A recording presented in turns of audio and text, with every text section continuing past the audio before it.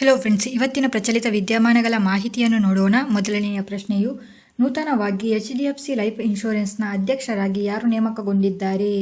ಸರಿಯಾದ ಉತ್ತರವು option B, KK Mistry ಅವರು ನೂತನವಾಗಿ HDFC ಲೈಫ್ ಇನ್ಶೂರೆನ್ಸ್ನ ಅಧ್ಯಕ್ಷರಾಗಿ ನೇಮಕಗೊಂಡಿರುತ್ತಾರೆ. ಇಲ್ಲಿ ದೀಪಕ್ ಪರೇಶ್ ಅವರ ಸ್ಥಾನವನ್ನು ಇಲ್ಲಿ KK ಮಿಸ್ತ್ರಿ ಅವರು ಪಡೆದುಕೊಂಡಿದ್ದಾರೆ. ದೀಪಕ್ ಪರೇಶ್ ಅವರು ಹಿಂದೆ HDFC ಲೈಫ್ ಇನ್ಶೂರೆನ್ಸ್ನ ಅಧ್ಯಕ್ಷರಾಗಿದ್ದರು. ಇಲ್ಲಿ ದೀಪಕ್ ಪರೇಶ್ ಅವರ ಬಗ್ಗೆ ಒಂದು ಮಾಹಿತಿಯನ್ನು ನೆನಪಿಟ್ಟುಕೊಳ್ಳಿ. ಇವರು ಉದ್ಯಮ ಮತ್ತು ವ್ಯಾಪಾರಕ್ಕೆ ನೀಡಿದ ಕೊಡುಗೆಗಾಗಿ 2006ರಲ್ಲಿ ಭಾರತ ಸರ್ಕಾರದಿಂದ ಪದ್ಮಭೂಷಣ ಪ್ರಶಸ್ತಿಯನ್ನು ಪಡೆದವರಾಗಿರುತ್ತಾರೆ. ಇಲ್ಲಿ ಒಂದು ಪ್ರಶ್ನೆಯನ್ನು ಇಂಪಾರ್ಟೆಂಟ್ ಆಗಿ ನೆನಪಿಟ್ಟುಕೊಳ್ಳಿ. ಪ್ರಸ್ತುತ ವಿಶ್ವದ ಅತಿ ದೊಡ್ಡ ಬ್ಯಾಂಕ್ ಯಾವುದು ಎಂದು ಕೇಳಿದರೆ JP ಮಾರ್ಗನ್ ಚೆಸ್ ಬ್ಯಾಂಕ್ ಆಗಿರುತ್ತದೆ. ನೆನಪಿಟ್ಟುಕೊಳ್ಳಿ. ಮುಂದಿನ ಪ್ರಶ್ನೆಯನ್ನು ನೋಡೋಣ. ಅದಕ್ಕಿಂತ ಮುಂಚೆ ಇಲ್ಲಿ ಡೈಲಿ ಕರೆಂಟ್ ಅಫೇರ್ಸ್ಗಳ PDF ಅನ್ನು ಡೌನ್ಲೋಡ್ ಮಾಡಲು ನಮ್ಮ ಟೆಲಿಗ್ರಾಮ್ ಚಾನಲ್ನಲ್ಲಿ ಜಾಯಿನ್ ಆಗಿ. ಟೆಲಿಗ್ರಾಮ್ ಚಾನಲ್ನ ಲಿಂಕ್ ಅನ್ನು ಈ ವಿಡಿಯೋದ ಡಿಸ್ಕ್ರಿಪ್ಷನ್ನಲ್ಲಿ ನೀಡಲಾಗಿರುತ್ತದೆ. ಮುಂದಿನ ಪ್ರಶ್ನೆಯನ್ನು ನೋಡೋಣ. ಇತ್ತೀಚೆಗೆ ವರ್ಲ್ಡ್ ಎಕಾನಮಿಕ್ ಫೋರಂ 2024ರ ಯುವ ಜಾಗತಿಕ ನಾಯಕರಾಗಿ ಯಾರನ್ನು ಆಯ್ಕೆ ಮಾಡಲಾಗಿದೆ? ಸರಿಯಾದ ಉತ್ತರವು ಆಪ್ಷನ್ ಎ, ಅದ್ವೈತಾ ನಾಯರ್ ಅವರನ್ನು ವರ್ಲ್ಡ್ ಎಕಾನಮಿಕ್ ಫೋರಂ 2024ರ ಯುವ ಜಾಗತಿಕ ನಾಯಕರಾಗಿ ಆಯ್ಕೆ ಮಾಡಲಾಗಿರುತ್ತದೆ. ಇಲ್ಲಿ ಇದರ ಬಗ್ಗೆ ಮಾಹಿತಿಯು, ಅದ್ವೈತಾ ನಾಯರ್ ಅವರು ನೈಕಾ ಫ್ಯಾಷನ್ ಸಹ ಸಂಸ್ಥಾಪಕಿ ಮತ್ತು CEO ಆಗಿರುತ್ತಾರೆ. ಇವರನ್ನು ವರ್ಲ್ಡ್ ಎಕಾನಮಿಕ್ ಫೋರಂ 2024ರಲ್ಲಿ ಯುವ ಜಾಗತಿಕ ನಾಯಕರನ್ನಾಗಿ ಆಯ್ಕೆ ಮಾಡಿರುತ್ತದೆ. ಇಲ್ಲಿ ಈ ಯುವ ಜಾಗತಿಕ ನಾಯಕರನ್ನಾಗಿ ಯಾರು ಆಯ್ಕೆ ಮಾಡುತ್ತಾರೆ ಎಂದರೆ ಇದು ವಿಶ್ವ ಆರ್ಥಿಕ ವೇದಿಕೆಯು ಇವರನ್ನು ಆಯ್ಕೆ ಮಾಡುತ್ತದೆ. ಯಾವ ಆಧಾರದ ಮೇಲೆ ಇವರನ್ನು ಆಯ್ಕೆ ಮಾಡುತ್ತಾರೆ ಅಂದರೆ 40 ವರ್ಷಕ್ಕಿಂತ ಕಡಿಮೆ ವಯಸ್ಸಿನ ವ್ಯಕ್ತಿಗೆ ಮತ್ತು ಅವರ ಕ್ಷೇತ್ರದಲ್ಲಿ ಮಹತ್ವದ ಪ್ರಭಾವ ಬೀರುವ ವ್ಯಕ್ತಿಗಳಿಗೆ ಈ ಬಿರುದುಗಳನ್ನು ನೀಡಲಾಗುತ್ತದೆ. ಮೊದಲನೆಯದಾಗಿ ಇಲ್ಲಿ ಈ ವಿಶ್ವ ಆರ್ಥಿಕ ವೇದಿಕೆಯ ಬಗ್ಗೆ ಮಾಹಿತಿಯನ್ನು ನೋಡೋಣ. ವಿಶ್ವ ಆರ್ಥಿಕ ವೇದಿಕೆಯು ಸಾರ್ವಜನಿಕ ಖಾಸಗಿ ಸಹಕಾರವನ್ನು ಉತ್ತೇಜಿಸುವ ಒಂದು ಲಾಭರಹಿತ ಅಂತಾರಾಷ್ಟ್ರೀಯ ಸಂಸ್ಥೆಯಾಗಿರುತ್ತದೆ. ಇದನ್ನು 1971ರಲ್ಲಿ ಜರ್ಮನ್ ಕ್ಲಾಸ್ ಶ್ವಾನ್ ಅವರು ಪ್ರಾರಂಭಿಸಿದ್ದಾರೆ. ಇಲ್ಲಿ ವಿಶ್ವ ಆರ್ಥಿಕ ವೇದಿಕೆಯ ಪ್ರಧಾನ ಕಚೇರಿಯು ಎಲ್ಲಿದೆ ಎಂದರೆ ಕಲೋನಿ, ಸ್ವಿಟ್ಜರ್ಲ್ಯಾಂಡ್ನಲ್ಲಿದೆ. ಈ ಮಾಹಿತಿಯನ್ನು ನೆನಪಿಟ್ಟುಕೊಳ್ಳಿ. ಮುಂದಿನ ಪ್ರಶ್ನೆಯು, ಇತ್ತೀಚೆಗೆ ವಿಶ್ವ ಸೃಜನಶೀಲತೆ ಮತ್ತು ನಾವೀನ್ಯತೆಯ ದಿನವನ್ನು ಯಾವಾಗ ಆಚರಿಸಲಾಗುತ್ತದೆ? ಸರಿಯಾದ ಉತ್ತರವು ಆಪ್ಷನ್ ಸಿ, 21 ಏಪ್ರಿಲ್ನಂದು ವಿಶ್ವ ಸೃಜನಶೀಲತೆ ಮತ್ತು ನಾವೀನ್ಯತೆ ದಿನವನ್ನು ಆಚರಿಸಲಾಗುತ್ತದೆ. ಇಲ್ಲಿ ಈ ವಿಶ್ವ ಸೃಜನಶೀಲತೆ ಮತ್ತು ನಾವೀನ್ಯತೆ ದಿನವನ್ನು ಯಾಕೆ ಆಚರಿಸುತ್ತಾರೆ ಅಂದರೆ ವರ್ಲ್ಡ್ನಲ್ಲಿ ಇರುವ ನೂತನವಾದ ಇನೋವೇಷನ್ಸ್ಗಳನ್ನು ಮುಂದೆ ತರಲು ಇದನ್ನು ಆಚರಿಸಲಾಗುತ್ತದೆ. ಈ ದಿನವನ್ನು ಆಚರಿಸಲಾಗುತ್ತದೆ. ಇಲ್ಲಿ 21 ಏಪ್ರಿಲ್ನಂದು ರಾಷ್ಟ್ರೀಯ ನಾಗರಿಕ ಸೇವಾ ದಿನವನ್ನು ಕೂಡ ಆಚರಿಸಲಾಗುತ್ತದೆ. ಇದರ ಥೀಮ್ ನಾಗರಿಕರನ್ನು ಸಬಲೀಕರಣಗೊಳಿಸುವುದು ಮತ್ತು ಆಡಳಿತವನ್ನು ಹೆಚ್ಚಿಸುವುದು ಎನ್ನುವುದಾಗಿರುತ್ತದೆ. ಹಾಗೆಯೇ ಮೊದಲ ಬಾರಿಗೆ ರಾಷ್ಟ್ರೀಯ ನಾಗರಿಕ ದಿನವನ್ನು ಯಾವಾಗ ಆಚರಿಸಿದ್ದು ಅಂದರೆ ಏಪ್ರಿಲ್ 21, 2006ರಂದು ಮೊದಲ ಬಾರಿಗೆ ರಾಷ್ಟ್ರೀಯ ನಾಗರಿಕ ಸೇವೆಗಳ ದಿನವನ್ನು ನವದೆಹಲಿಯ ವಿಜ್ಞಾನ ಭವನದಲ್ಲಿ ನಡೆಸಲಾಯಿತು.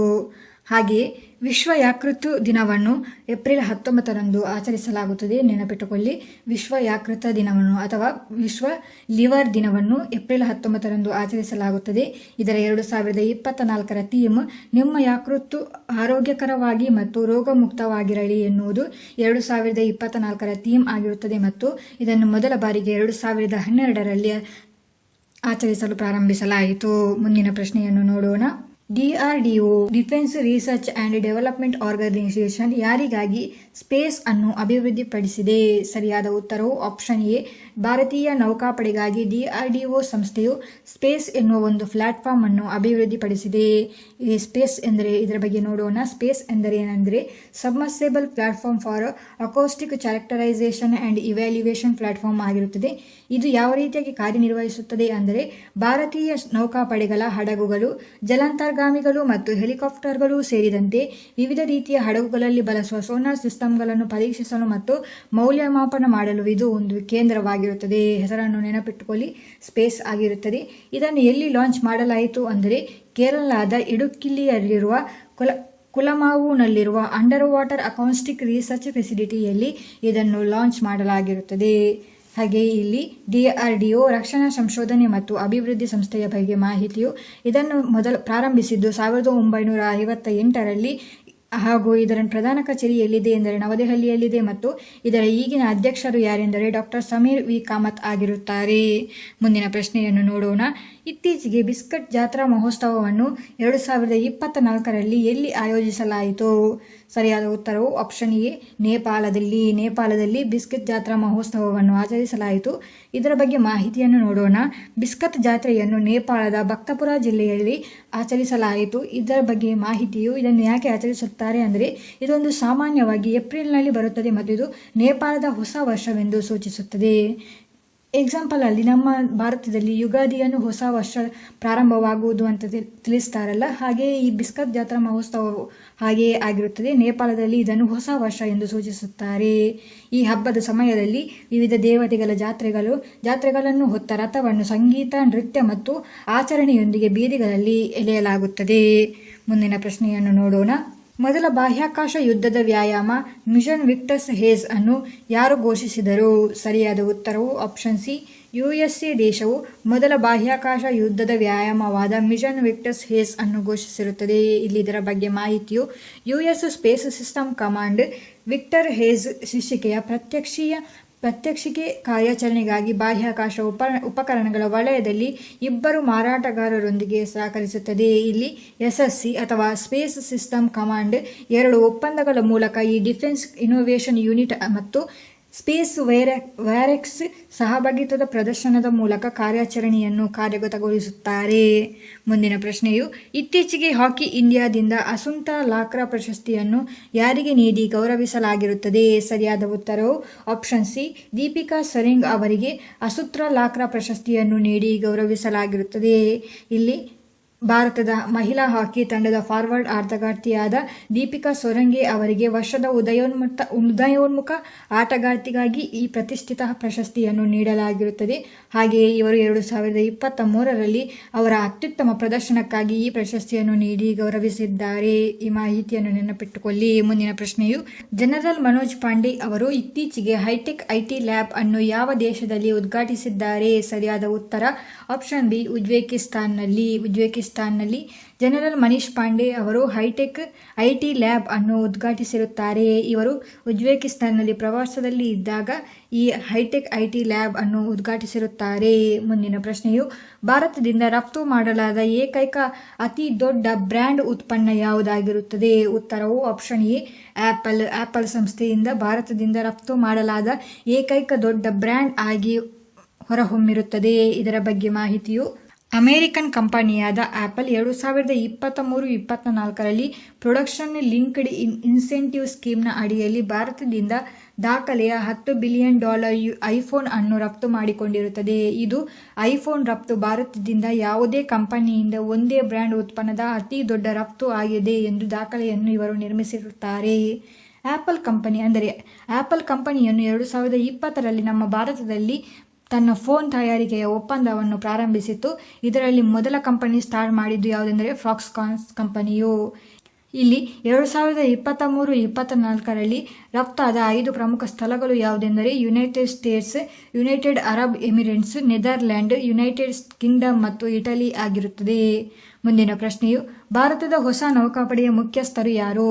ಸರಿಯಾದ ಉತ್ತರವು ಆಪ್ಷನ್ ಎ, ದಿನೇಶ್ ಕುಮಾರ್ ತ್ರಿಪಾಠಿ ಅವರು ಭಾರತದ ಹೊಸ ನೌಕಾಪಡೆಯ ಮುಖ್ಯಸ್ಥರಾಗಿ ನೇಮಕಗೊಂಡಿರುತ್ತಾರೆ. ಇಲ್ಲಿ ಇವರು ತ್ರಿಪಾಠಿ ಅವರು ಅಡ್ಮಿರಲ್ ಆರ್ ಹರಿಕುಮಾರ್ ಅವರ ಸ್ಥಾನವನ್ನು ಪಡೆದುಕೊಳ್ಳಲಿರುತ್ತಾರೆ. ಇವರು ಏಪ್ರಿಲ್ 30ರಲ್ಲಿ ನೌಕಾಪಡೆಯ ಮುಖ್ಯಸ್ಥರ ಹುದ್ದೆಗೆ ರಾಜೀನಾಮೆಯನ್ನು ನೀಡುತ್ತಿದ್ದಾರೆ. ಹಾಗೆಯೇ ತ್ರಿಪಾಠಿ ಅವರು ಈಗ ನೌಕಾಪಡೆಯ ಉಪಮುಖ್ಯಸ್ಥರಾಗಿ ಕಾರ್ಯವನ್ನು ನಿರ್ವಹಿಸುತ್ತಿದ್ದಾರೆ. ಮುಂದಿನ ಪ್ರಶ್ನೆಯು ಇತ್ತೀಚೆಗೆ ರಾಷ್ಟ್ರೀಯ ಭದ್ರತಾ ಸಿಬ್ಬಂದಿಯ ಹೊಸ ಮುಖ್ಯಸ್ಥರಾಗಿ ಯಾರನ್ನು ನೇಮಿಸಲಾಗಿರುತ್ತದೆ? ಸರಿಯಾದ ಉತ್ತರವು ಆಪ್ಷನ್ ಎ, ನಳಿನ್ ಪ್ರಭಾತ್ ಅವರನ್ನು ಇತ್ತೀಚೆಗೆ ರಾಷ್ಟ್ರೀಯ ಭದ್ರತಾ ಸಿಬ್ಬಂದಿಯ ಹೊಸ ಮುಖ್ಯಸ್ಥರಾಗಿ ನೇಮಿಸಲಾಗಿರುತ್ತದೆ. ಇವರ ಬಗ್ಗೆ ಮಾಹಿತಿಯು ಹಿರಿಯ ಭಾರತೀಯ ಪೊಲೀಸ್ ಸೇವೆ ಅಥವಾ IPS ಅಧಿಕಾರಿ ನಳಿನ್ ಪ್ರಭಾತ್ ಅವರನ್ನು ದೇಶದ ಭಯೋತ್ಪಾದನೆ ನಿಗ್ರಹ ಮತ್ತು ಅಪಹರಣ ವಿರೋಧಿ ಪಡೆ ರಾಷ್ಟ್ರೀಯ ಭದ್ರತಾ ಸಿಬ್ಬಂದಿ ನಿರ್ದೇಶಕ ಜನರಲ್ ಆಗಿ ನೇಮಿಸಲಾಗಿರುತ್ತದೆ. ಇಲ್ಲಿ ರಾಷ್ಟ್ರೀಯ ಭದ್ರತಾ ಸಿಬ್ಬಂದಿಯ ಬಗ್ಗೆ ಮಾಹಿತಿಯು ಇದನ್ನು 1984ರಲ್ಲಿ ಸ್ಥಾಪಿಸಲಾಯಿತು. ಇದರ ಪ್ರಧಾನ ಕಚೇರಿ ನವದೆಹಲಿಯಲ್ಲಿದೆ ಮತ್ತು ಇದರ ಧ್ಯೇಯ ವಾಕ್ಯವು ಸರ್ವೋತ್ತಮ ಸುರಕ್ಷಾ ಎನ್ನುವುದಾಗಿರುತ್ತದೆ. ಮುಂದಿನ ಪ್ರಶ್ನೆಯನ್ನು ನೋಡೋಣ. ಇತ್ತೀಚೆಗೆ 6 ವರ್ಷದ ತಕ್ಷವಿ ವಾಘನಿ ಅವರು ಯಾವ ಕ್ಷೇತ್ರದಲ್ಲಿ ಗಿನ್ನಿಸ್ ವಿಶ್ವ ದಾಖಲೆಯನ್ನು ಮಾಡಿದ್ದಾರೆ? ಸರಿಯಾದ ಉತ್ತರವು ಆಪ್ಷನ್ ಸಿ, ಸ್ಕೇಟಿಂಗ್ ವಿಭಾಗದಲ್ಲಿ 6 ವರ್ಷದ ತಕ್ಷವಿ ವಾಘನಿ ಅವರು ಗಿನ್ನಿಸ್ ವಿಶ್ವ ದಾಖಲೆಯನ್ನು ಮಾಡಿರುತ್ತಾರೆ. ಇಲ್ಲಿ ಸ್ಕೇಟಿಂಗ್ನಲ್ಲಿ ಯಾವ ದಾಖಲೆಯನ್ನು ಇವರು ಮಾಡಿದ್ದಾರೆ ಅಂದರೆ ಇವರು 25 ಮೀಟರ್ ಉದ್ದದ ಅತಿ ಕಡಿಮೆ ಲಿಂಬೋ ಸ್ಕೇಟಿಂಗ್ ವಿಭಾಗದಲ್ಲಿ ಹೊಸ ವಿಶ್ವ ದಾಖಲೆಯನ್ನು ಮಾಡಿರುತ್ತಾರೆ. ಅದೇನೆಂದರೆ ಇವರು ಸ್ಕೇಟಿಂಗ್ ಮಾಡುವಾಗ ನೆಲದಿಂದ ಕೇವಲ 16 ಸೆಂಟಿಮೀಟರ್ ಅಥವಾ 6.29 ಇಂಚು ಎತ್ತರದಿಂದ ಕಾಯ್ದುಕೊಂಡರು. ಇಲ್ಲಿ ನೀವು ಇಮೇಜ್ನಲ್ಲಿ ನೋಡಬಹುದು, ಈ ರೀತಿಯ ಸ್ಪರ್ಧೆಯಾಗಿರುತ್ತದೆ. ತಕ್ಷಣವೇ ವಾಘಾಣಿ ಅವರು ಎಲ್ಲಿಂದ ಬಂದವರು ಅಂದರೆ ಇವರು ಗುಜರಾತ್ನ ಅಹಮದಾಬಾದ್ನವರಾಗಿರುತ್ತಾರೆ. ಈ ಮಾಹಿತಿಯನ್ನು ನೆನಪಿಟ್ಟುಕೊಳ್ಳಿ. ಮುಂದಿನ ಪ್ರಶ್ನೆಯನ್ನು ನೋಡೋಣ. ಇತ್ತೀಚೆಗೆ ಯಾರು ಅಂಕಿಅಂಶ ಮತ್ತು ಕಾರ್ಯಕ್ರಮ ಅನುಷ್ಠಾನ ಸಚಿವಾಲಯದ ಹೊಸ ಕಾರ್ಯದರ್ಶಿಯಾಗಿದ್ದಾರೆ? ಸರಿಯಾದ ಉತ್ತರವು ಆಪ್ಷನ್ ಡಿ, ಸೌರಭ್ ಗರ್ಗ್ ಅವರು ಇತ್ತೀಚೆಗೆ ನೂತನವಾಗಿ ಅಂಕಿಅಂಶ ಮತ್ತು ಕಾರ್ಯಕ್ರಮ ಅನುಷ್ಠಾನ ಸಚಿವಾಲಯದ ಹೊಸ ಕಾರ್ಯದರ್ಶಿಯಾಗಿ ನೇಮಕಗೊಂಡಿರುತ್ತಾರೆ. ಮುಂದಿನ ಪ್ರಶ್ನೆಯು ಬಾಹ್ಯಾಕಾಶ ವಿಜ್ಞಾನಕ್ಕೆ ನೀಡಿದ ಕೊಡುಗೆಗಾಗಿ ಇತ್ತೀಚೆಗೆ ಯಾರಿಗೆ ಆರ್ಯಭಟ ಪ್ರಶಸ್ತಿಯನ್ನು ನೀಡಲಾಯಿತು? ಉತ್ತರವು ಆಪ್ಷನ್ ಡಿ, ಪಾವುಲೂರಿ ಸುಬ್ಬರಾವ್ ಅವರಿಗೆ ಬಾಹ್ಯಾಕಾಶ ವಿಜ್ಞಾನಕ್ಕಾಗಿ ನೀಡಿದ ಕೊಡುಗೆಗಾಗಿ ಆರ್ಯಭಟ ಪ್ರಶಸ್ತಿಯನ್ನು ನೀಡಲಾಗಿರುತ್ತದೆ.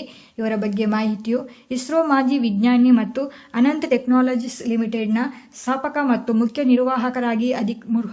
ನಿರ್ವಾಹಕ ಅಧಿಕಾರಿಯಾಗಿರುವ ಪಾವುಲೂರಿ ಸುಬ್ಬರಾವ್ ಅವರಿಗೆ ಆಸ್ಟ್ರೋನಾಟಿಕಲ್ ಸೊಸೈಟಿ ಆಫ್ ಇಂಡಿಯಾ ಸಂಸ್ಥೆಯು ಪ್ರತಿಷ್ಠಿತ ಆರ್ಯಭಟ ಪ್ರಶಸ್ತಿಯನ್ನು ಇವರಿಗೆ ನೀಡಿರುತ್ತಾರೆ.